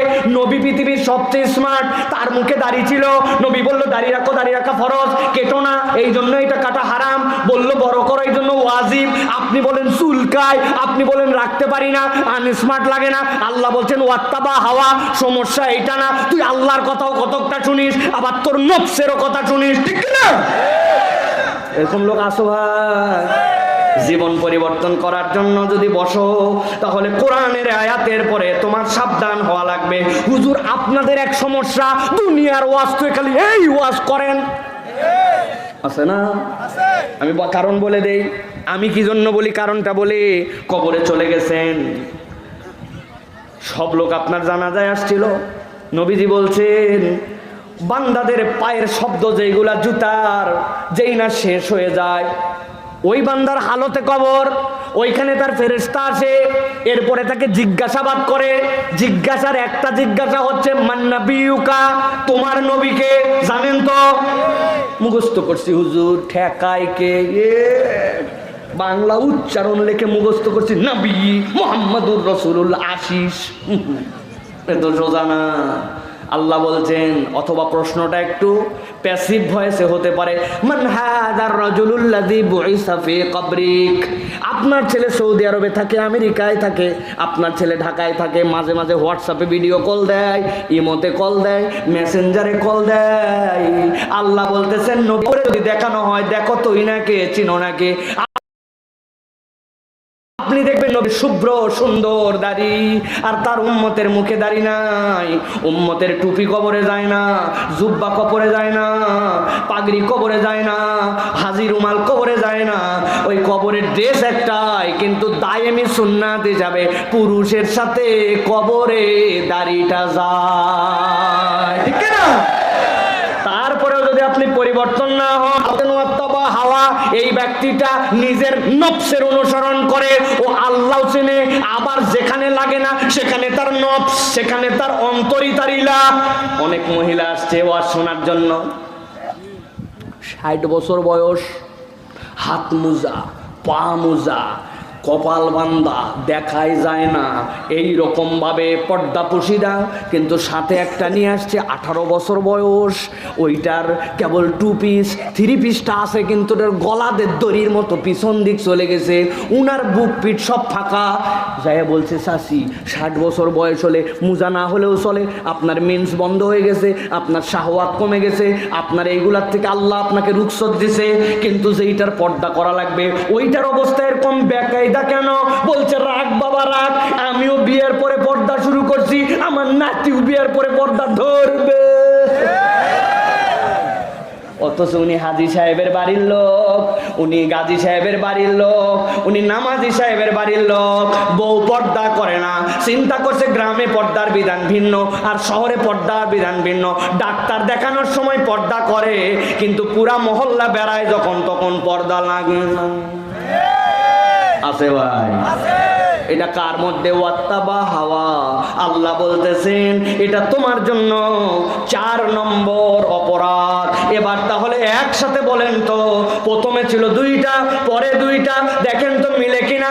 1 নম্বর আল্লাহ বলেছেন আল্লাহর আয়াত চিনে, আল্লাহর হুকুম বুঝে, মিথ্যা বলা যাবে না সবাই জানে, গালি দিলে গুনাহ সবাই জানে, পিছনে গীবত করা যাবে না এটা মহা অপরাধ জানে, কিন্তু জানার পরেও এইটা মানে না। রাগ তো রাগ আছে না ভাই?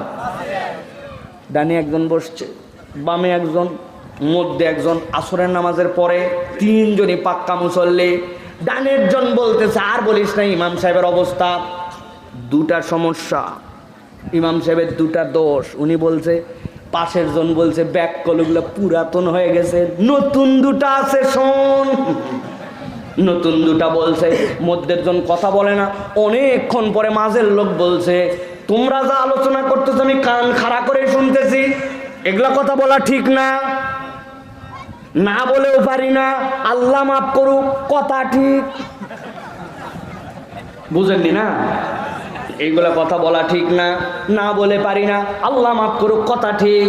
মানে গীবতটাকেও তিনি ইসলামী কায়দায় বানাইছে। এরকম কতগুলা বদমাইশ মার্কা লোক আছে কিনা? 3 জন বসলেই, 2 জন বসলেই ওর কাছে বাদাম দিয়ে এরকম বিট লবণ মজা, ওর গীবত ছাড়া চলেই না, আছে কিনা? আর মহিলা 2 জন যদি বসে, আমল নামা সারাদিন যা করছিল সব শেষ। বোনেরা হাজার হাজার আসছেন, কিন্তু বুঝেন আপনাদের পেটের মধ্যে কথা থাকে না, পিছনে আপনি গীবত করেন। গীবত কোনো মিথ্যা কথা নয়, সত্য কথায় ব্যক্তির অনুপস্থিতিতে বলার নাম গীবত, ঠিক না? আমার আব্বা বলতো মাহফিলের প্রচার যদি করতে চাও গ্রামের মধ্যে, আর লোক যদি বাড়াতে চাও, কৌশলে খালি বলে দিবে ও বুবু আল্লাহর কিরা করে বলতেছি, তোকে একটা কথা বলবো, কাকো জানো বলিস না। খালি বলছেন আল্লাহর কিরা করে বলছি, তো কি বললাম কাকো বলিস না। আগামী 2 ঘন্টার মধ্যে পারা কবার, ঠিক কিনা? আমল শেষ। পেছনে কথা বলার অভ্যাস, ব্যাক বাইটিং বন্ধ করে দিতে হবে। কথায় কথায় আপনি গালি দেন, কথায় কথায় আপনার মধ্যে নাশুকরি। নবীজি বলছেন আমি মেয়েদেরকে জাহান্নামে দেখলাম, এর অন্যতম কারণ হচ্ছে তারা অনেক সময় বুঝে না বুঝে অকৃতজ্ঞ হয়ে যায়।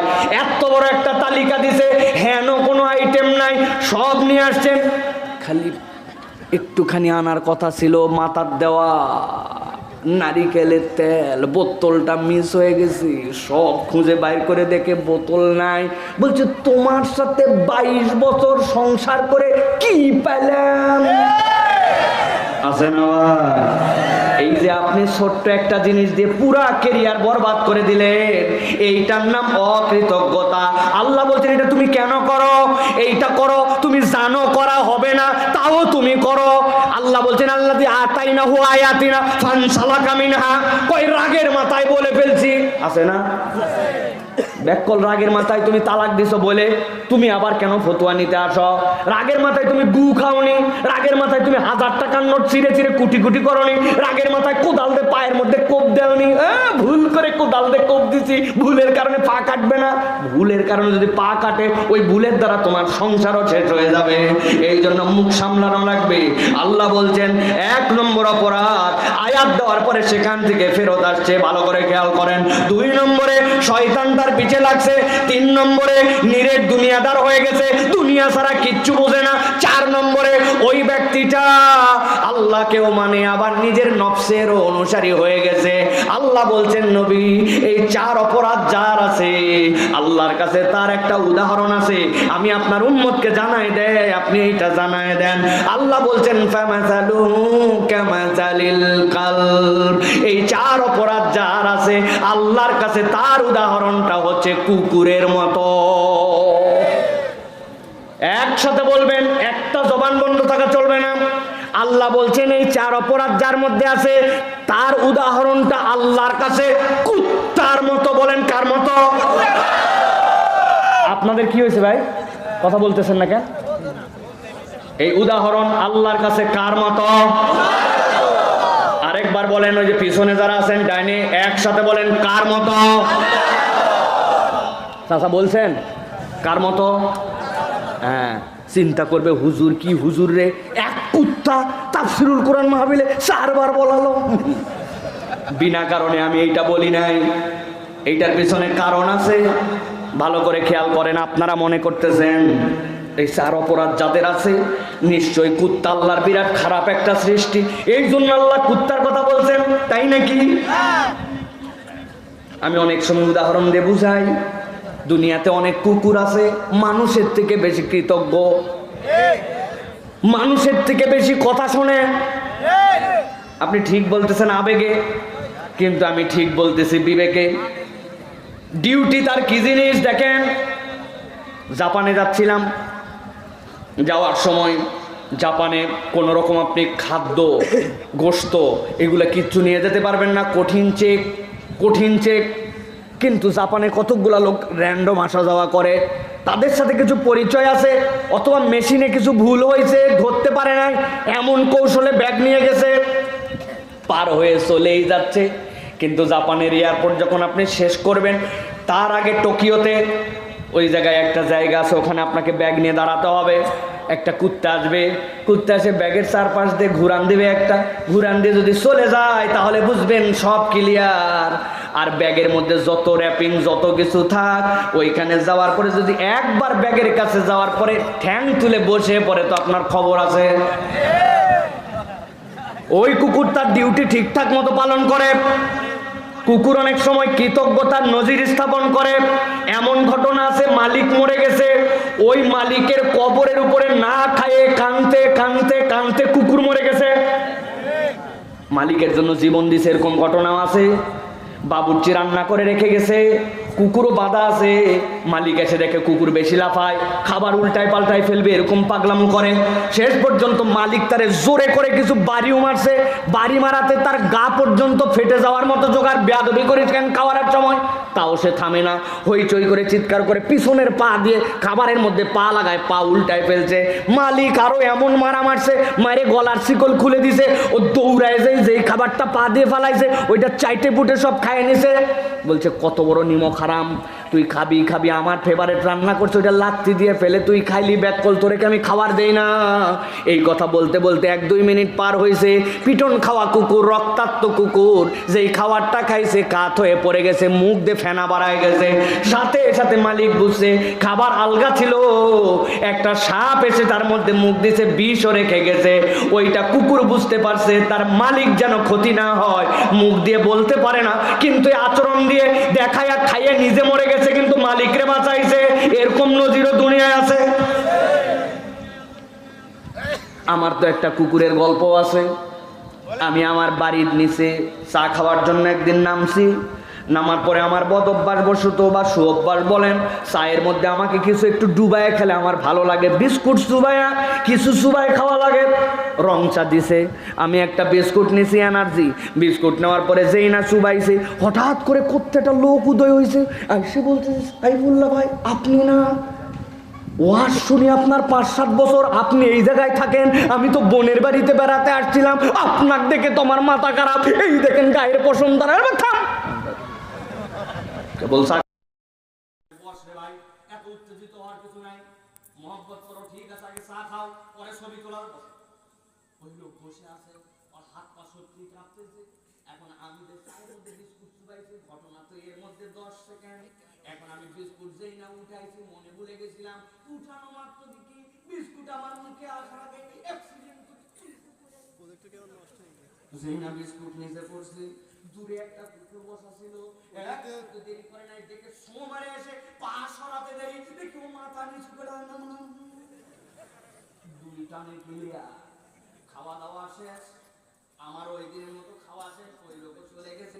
পরের দিন আবার এসে বসছি ওই জায়গাতে খাওয়ার জন্য চা, যেই না চা খেতে বসছি, দেখি কোত্থেকে জানি একটা কুকুর আসছে, মাথা লেটা বানো এইরকম করে শুয়ে আমার কাছে এসে শুধু এরকমই কোগায় কুকুর সরা আমি নামাজে যাবো মাগরিবে আল্লাহ যদি মুখের মধ্যে লাগে ওর যদি ড্রেনের মধ্যে ছিল কিনা অস্থির হবে ছড়াও বলছে হুজুর তাকায় দেখেন আপনাকে জ্বালাতে আসে না লেজ নামানো কান নিচু করা গতকালকে আপনি যে তার একটা বিস্কুট খেতে দিয়েছিলেন তাকায় দেখেন ওই কৃতজ্ঞতা জানানোর জন্য মাথা নিচু করে আপনার কাছে মাথাটা বুলবুল বুলবুল করে জিজ্ঞাসা করে চুয়াডাঙ্গার মুসলমান ভালো করে বলেন গতকালকে কি আমি বিস্কুট ওই কুকুরকে খেতে দিয়েছিলাম নাকি বিস্কুটটা ভেঙে পড়ে গেছিল?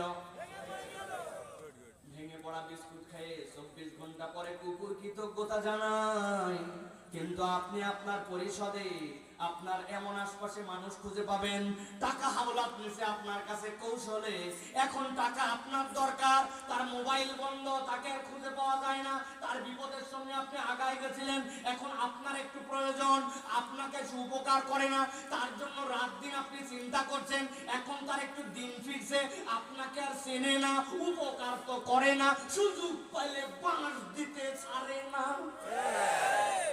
আসেনি? আল্লাহ বলছেন কামাসালুহু কামাসালিল কালব, ওই চার অপরাধ যার আল্লাহ বলছেন তার উদাহরণটা কুকুরের মতো, নিকৃষ্টতার জন্য নয়। আল্লাহ বলছেন নবী বুঝায় দেন ইন তাহমিল আলাইহি ইয়ালহাস আও তাতরুকুহু ইয়ালহাস যালিকা মাসালুল কওমিল্লাযীনা কাযযাবু বিআয়াতিনা ফাকসুসিল কাসাস লাআল্লাহুম ইয়াতাফাক্কারুন।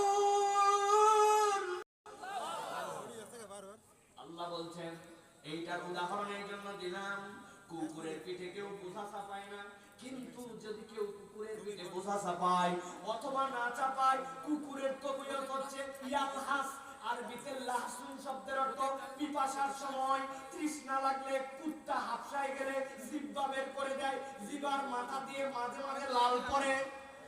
কথা বলেন? ওইটা শীতকালেও তার জিহ্বা লাল পড়ে, গরমকালেও পরে, পিপাসার্থ হলে জিহ্বা বের হয়, হাফসায় গেলে আচরণ করে। আল্লাহ বলছেন তুমি যদি জেনে বুঝে আল্লাহর বিধান থেকে মুখ ফিরাও, তুমি যদি শয়তানের অনুগামী হয়ে যাও, তুমি যদি দুনিয়ায় নিমজ্জিত হয়ে যাও, আর তুমি যদি তোমার মন পছন্দ জিন্দেগি চালাও, আমি আল্লাহ বললাম তোমার উদাহরণটা কুকুরের মতো পিপাসার্থ তৃষ্ণার্থ। দুনিয়ার সব হয়তো তুমি পাচ্ছ দেখছো, কিন্তু তোমার চাহিদা ফুরাবে না, তোমার জিন্দেগিটা দুনিয়া আখিরাতে কখনো স্থির হবে না। জোরে ঠিক বলার দরকার নাই, কিন্তু বাইরে দেখেন আপনার আমার জীবন এখন অস্থির না স্থির? অস্থির এত আছে তাও লাগবে, তারপরেও যেন শেষ হয় না। পুরা দেশের ব্যাংক ফাঁকা করে দিছে, হাজার হাজার কোটি টাকা লোড করছে, এক মানুষ এক জীবনে 4-5 কোটি টাকাও খরচ করতে পারে না, কিন্তু হাজার কোটি টাকা মারে দেওয়ার পরেও তাদের লোভ ফুরায় নাই, অসীম এক লোভ। আল্লাহ বলছেন এটা কুত্তার জীবন, এটা মানুষের জীবন নয়। এই জীবন তোমার দুনিয়াতে শেষ হলে শেষ হতো, এই জীবন দুনিয়ায় শেষ হবে না, পরকালের জিন্দেগিটাও কুত্তার মতো হবে। বহুত লোক খুঁজে পাবেন কোটি কোটি টাকার মালিক, লাখ লাখ টাকা দামের খাট, বিছনার দাম হাজার হাজার টাকা, শুয়ে থাকে, ঘুম আসে না, আইল্যান্ডের মধ্যে টুকরির মধ্যে মাথা দিয়ে ঘুমায় যায়, দেখবেন পাশ দিয়ে ট্রাক চলে যায়, ঘুমের কোনো ডিস্টার্ব হয় না। আল্লাহ বলছেন সুখ এইটা আল্লাহর পক্ষ থেকে, তুমি যদি আল্লাহর বিধানে না থাকো তোমার জীবনে কিন্তু এই সুখ থাকবে না। সব আছে, বাচ্চা কথা শোনে না, বউয়ের সাথে বনিবনা হয় না, শরীর ভালো যায় না, কি জন্য যে খারাপ লাগে তাও জানে না, এরকম আছে কিনা? হাত তুলালাম না, আমি সহ সকলের হাত উঠে যাবে। আমার আল্লাহ বলতেছেন নবী জানায় দেন আপনার উম্মতের কাছে দুইটা স্বীকৃতি নেন। আমার আলোচনা শেষের দিকে এই দুইটা স্বীকৃতি আপনাদেরকে দিতে হবে, বুঝে সুঝে বলবেন, ঠান্ডা মাথায়। আল্লাহ বলছেন ফাকসুসিল কাসাস লাআল্লাহুম ইয়াতাফাক্কারুন, আপনি গল্পটা আপনার উম্মতকে বলেন, আশা করা যায় তারা চিন্তা ভাবনা করবে। আমি আপনাদের কাছে জিজ্ঞাসা করতে চাই, আমি জানি আপনারা কি বলবেন, তাও বলতে হবে, আমরা কি আল্লাহ আয়াত অস্বীকারী না স্বীকারকারী? মুখে বলেন কিন্তু, অস্বীকার না স্বীকার? আমরা কি কুত্তার জীবন চাই না মানুষ? বুঝে বলেন, কুকুর না মানুষ? আল্লাহ বলছেন সাআ মাসালাল কওমুল্লাযীনা الذين كذبوا بآياتنا وأنفسهم كانوا يظلمون। এই কথা বলা না বলা সমান। যারা আল্লাহর বিধান এত করে বোঝানোর পরেও তারা সমান আগের মতো যা পরের মতো চায়। আর যদি পরিবর্তন চায়, আল্লাহ বলছে এই মাঠের থেকে ওয়াদা করে যেতে হবে, এই মাঠে আসার আর যাওয়ার জীবনের মধ্যে পার্থক্য করতে হবে, ঠিক না? আপনাকে শপথ করতে হবে, আমার মুখ থাকবে কিন্তু মিথ্যা আর বলবো না। রাজি রাজি? মিথ্যা বলবো না, রাজি আছেন? মুখ থাকবে গালি দিব না, রাজি আছেন? মুখ থাকবে গীবত করব না, রাজি আছেন? আল্লাহর কাছে হাত তুলে দেখাতে পারবেন না? না ভয় পাচ্ছেন? হুজুর যে কাম করি মিথ্যা না বললে হয় না নাকি? মিথ্যা বলবেন, গীবত করবেন, গালি দিবেন, হাত নামা। গালি সবার না দিলে বউকে গালি দেওয়া, একটু যদি ভুল করে একটু উল্টাপাল্টা হয়, ওরে গালি চুয়াডাঙ্গার লোক যায়, ডায়লগ দেয়, ময়াকার গয়ে দীর্ঘই কোথাকার বানান করে দেব, যে বানান করে দেয় না, ময়াকার দীর্ঘই বানান করা লাগবে। মুসলমান ফাসিক, সিবাবুল মুসলিমি ফুসুক, মুসলমানের মুখে যে গালি দেয় এটা একটা ফিস্ক, অতএব আমরা গালি দিতে পারি না। বেনামাজি যারা সিদ্ধান্ত নেয় নামাজ পড়বেন কি পড়বেন না, লাআল্লাহুম ইয়াতাফাক্কারুন, আল্লাহ বলেন এই মাহফিল লাখ লাখ টাকা খরচ করা হয়েছে, আয়োজন হয়েছে, তুমি চিন্তা করে এখান থেকে উঠবে। আন্দাজি গান্দাজি কথা শুনতে আসো নাই। তুমি বেনামাজি থাকতে পারো না, দাড়িহীন থাকতে পারো না, সুদের কারবার তুমি করতে পারো না, জমির আইল তুমি ঠেলতে পারো না, বেপরদা তুমি চলতে পারো না, আল্লাহর আইনের বিপক্ষে তোমার অবস্থান হতে পারে না, ঠিক না? এই জন্য প্রিয় ভাইরা, আমাদেরকে চিন্তা ভাবনা করে আল্লাহ রাব্বুল আলামিনের দিকে ফেরত আসতে হবে। রাজি আছে তো ইনশাআল্লাহ? আল্লাহ আমাদেরকে কবুল করে বলেন আল্লাহুম্মা আমিন। আল্লাহ আমাদের আশাকে, আমাদের বসাকে, আমাদের আয়োজনকে, আমাদের এই মুবারক মাজলিসকে আল্লাহ যেন কবুল করে নেন। যারা আপনারা হাজার হাজার টাকা দিয়েছেন, বুদ্ধি দিয়েছেন, পরামর্শ দিয়েছেন, আমার মুরব্বীরা, তরুণদেরকে উৎসাহ দিয়েছেন, আল্লাহ যেন সকলকে কবুল করে নেন। আজকের সভাপতি সাহেব, আজকের উদ্যোক্তা, আজকের উপস্থিত জনতা, আমার মা বোনেরা, বহু দূর দূরান্ত থেকে ভাইরা পর্যন্ত কথা শুনতে এসেছেন, আল্লাহ সকলকে যেন যাজা খায়ের দান করেন। এই মাহফিলটা আমরা চলে যাব, কিন্তু কিয়ামত পর্যন্ত আল্লাহ যেন এটাকে চালু রাখেন, বলেন আল্লাহুম্মা আমিন। এগুলো এখন পর্যন্ত চলে, এখন আর সুযোগ নেই। আল্লাহুম্মা সাল্লি আলা সাইয়্যিদিনা নাবিয়িনা, আল্লাহুম্মা সাল্লি আলা সাইয়্যিদিনা নাবিয়িনা। সকলে আমরা একটু সাইয়্যিদুল ইস্তিগফার করি, আমার সাথে পড়েন। আল্লাহুম্মা আনতা রাব্বি লা ইলাহা ইল্লা আনতা খালাকতানি ওয়া আনা আবদুকা ওয়া আনা আলা আহদিকা ওয়া ওয়া'দিকা মাসতাতা'তু আউযু বিকা মিন শাররি মা সানা'তু আবুউ লাকা বিনি'মাতিকা আলাইয়া ওয়া আবুউ লাকা বিযামবি ফাগফিরলি ফাইন্নাহু লা ইয়াগফিরুয যুনুবা ইল্লা আনতা। নবীজি বলেন ফজরের পরে পড়লে, সূর্য অস্ত যাওয়ার আগে মরলে জান্নাত, মাগরিবের পরে পড়লে, সূর্য উদয় হওয়ার আগে মরলে জান্নাত। সাইয়্যিদুল ইস্তিগফারটা মুখস্থ করে নেবেন ইনশাআল্লাহ। সভাপতি সাহেব একটা কথা বলবেন, এরপর আমরা দোয়া করব ইনশাআল্লাহ। আলহামদুলিল্লাহি রাব্বিল আলামিন ওয়া সলাতু ওয়া সালামু আলা আশরাফিল আমবিয়া ওয়াল মুরসালিন ওয়া আলা আলিহি ওয়া সাহবিহি আজমাইন। আসসালামু আলাইকুম ওয়া রাহমাতুল্লাহ। আমাদের এই 13তম ঐতিহ্যবাহী তাফসীরুল কোরআন মাহফিলের এই সমাপনী দিবস, আপনারা সকলে দোয়া করে থাকেন। আমি আপনাদেরকে 2 থেকে 3 মিনিট একটু কষ্ট দেব, দোয়া করে যান আপনারা। মেহমান বসা। তো আমাদের এই ছেলেগুলো যারা এই মাহফিলের আয়োজন করেছে আমাদের গ্রামবাসীর পক্ষ থেকে, এদের বয়স সর্বোচ্চ 30 বছর হবে এবং নিচে 8-9 বছর পর্যন্ত ছেলেরাও আছে। তো হয়তো আমাদের আয়োজনের মধ্যে অনেক ত্রুটি বিচ্ছুতি হয়ে গেছে, আমরা ভুলের ঊর্ধ্বে না। আমাদের এই ত্রুটি বিচ্ছুতিকে আপনারা ক্ষমা সুন্দর দৃষ্টিতে দেখবেন, যেহেতু আজকের মহিলা মাহফিলের জায়গা হয়নি, আপনাদেরকেও আমরা জায়গার ব্যবস্থা করতে পারিনি, তাই আমাদের মাহফিলের সর্বাঙ্গীন দোয়া করে আপনারা আমাদেরকে ক্ষমা সুন্দর দৃষ্টিতে দেখে এবং যারা সাহায্য সহযোগিতার হাত বাড়িয়েছে তাদের সকলের জন্যই আমাদের সম্মানিত মেহমান আজকে দোয়া করবেন। তাই আমাদের ক্ষমাসুন্দর দৃষ্টিতে রেখে আপনারা যাবেন। তাই আপনাদের এবং আমার মাহফিলের আমাদের গ্রামের পক্ষ থেকে, মাহফিল কর্তৃপক্ষ পক্ষ থেকে, গ্রামবাসীর পক্ষ থেকে আমি যদি আমাদের কোনো ত্রুটি বিচ্যুতি হয়, আমরা সর্বোচ্চ চেষ্টা করেছি ত্রুটি থেকে মুক্তি থাকার জন্য, কিন্তু ভুলের সাথে আমরা জড়িত। শত ত্রুটি থাকা সত্ত্বেও এই বিষয়টা আপনারা ক্ষমা সুন্দর দৃষ্টিতে দেখবেন এবং আমাদেরকে ক্ষমা করবে, এই তামান্না ব্যক্ত করে আমি আমার বক্তব্য শেষ করছি। আসসালামু আলাইকুম ওয়া রাহমাতুল্লাহ। اللهم آمين. اللهم ربنا ظلمنا أنفسنا وإن لم تغفر لنا وترحمنا لنكونن من الخاسرين. اللهم لك الحمد كله ولك الشكر كله يا رب العالمين. اللهم أعنا على ذكرك وشكرك وحسن عبادتك يا رب العالمين. দয়াময় মেহেরবান মাহবুব আল্লাহ, কুমারী গ্রামবাসীর উদ্যোগে আল্লাহ এই 3 দিন ব্যাপী আল্লাহ কোরআনের মাহফিল এই বছরের মতো শেষ হয়ে গেল। আল্লাহ আমরা প্রত্যেকেই আল্লাহ কম বেশি কার্যক্রমের সাথে জড়িত ছিলাম। কেউ আল্লাহ উদ্যোগ নিয়েছে, কেউ বা পরামর্শ করেছে, কেউ বা আল্লাহ মাহফিলের প্রচার করেছে, কেউ বা পোস্টার লাগাইছে, কেউ বা এটা নিয়ে চিন্তা ভাবনা করেছে। আল্লাহ কেউ বা মাঠের মধ্যে কাপড় বিছাইছে, কেউ বা মানুষজনের রাস্তাগুলা ঠিক করে দিছে। আল্লাহ কেউ বা বুদ্ধি পরামর্শ দিছে, আবার কেউ আমরা বলতে এসেছি, কেউ আমরা শুনতে এসেছি। আল্লাহ আমরা যেভাবে এটার সাথে জড়িত ছিলাম, এইটাকে কবুল ইবাদত হিসেবে তুমি তোমার দপ্তরে লিখে নাও।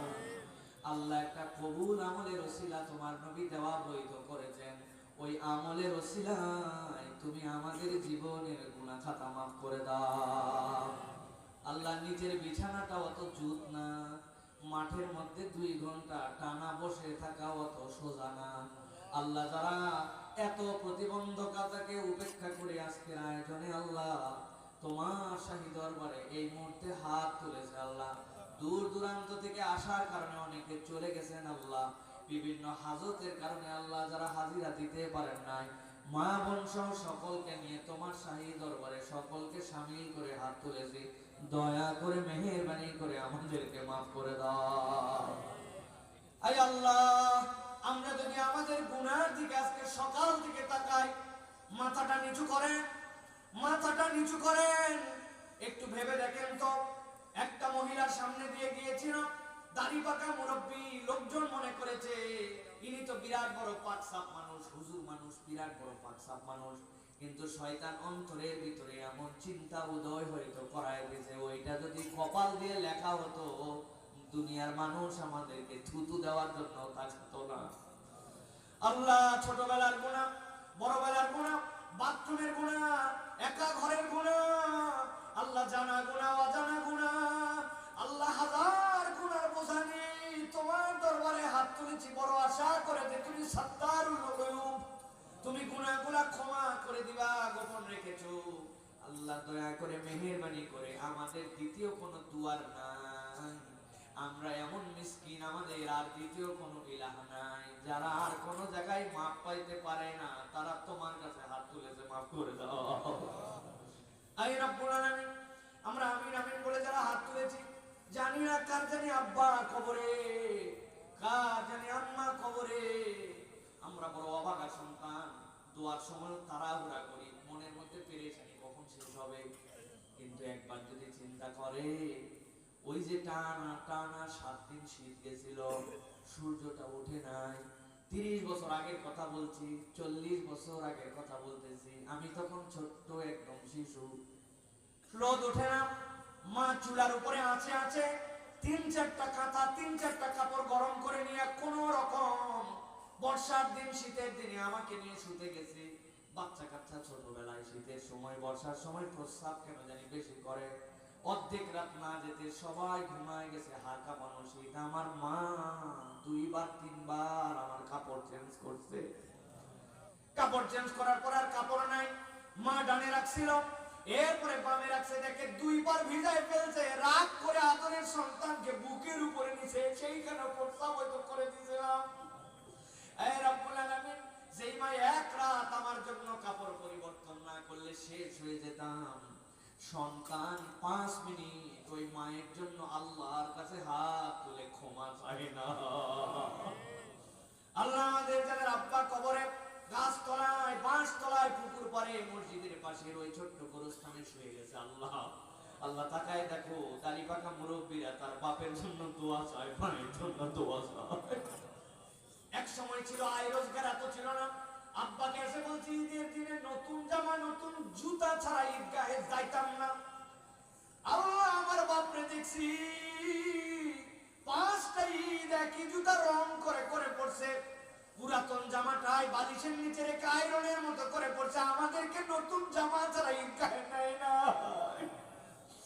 আল্লাহ ওই বাপ মা যাদের কবরে চলে গেছে, আল্লাহ তোমার কাছে তার সন্তানেরা হাত তুলেছে, রব্বির হামহুমা কামা রব্বায়ানি সগীরা।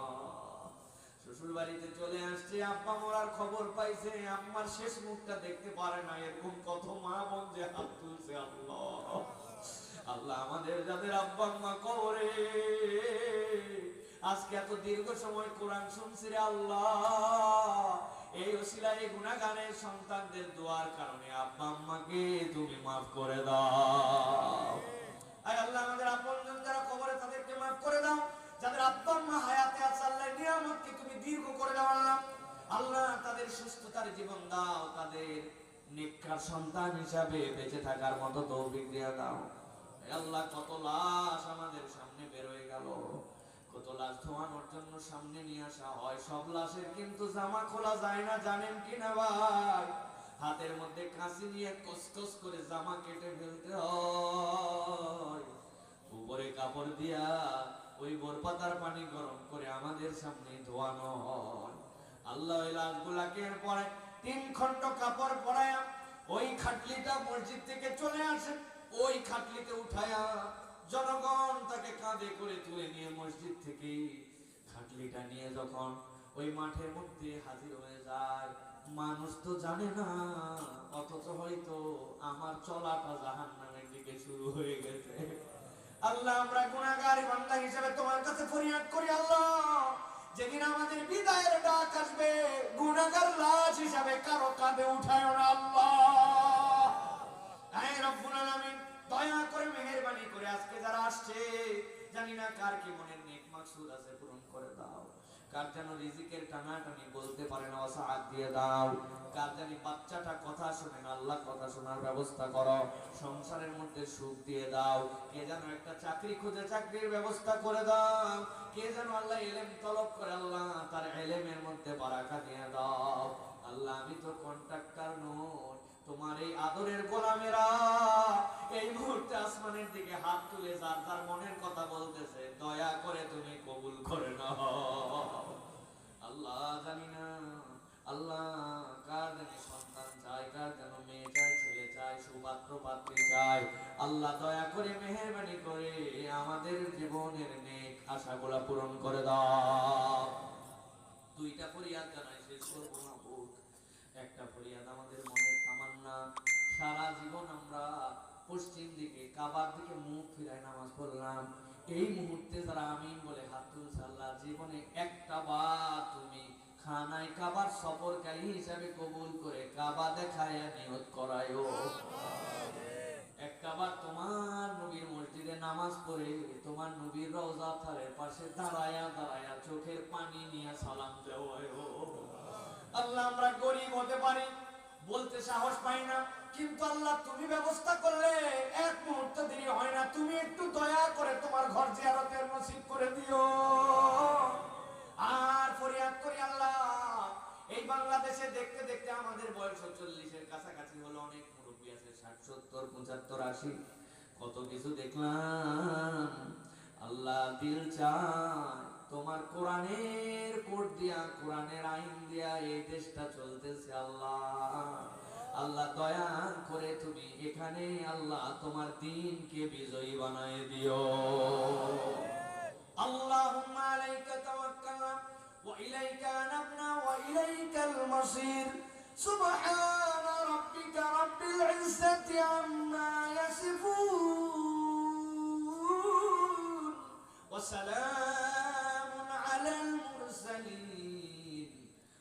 الحمد لله رب العالمين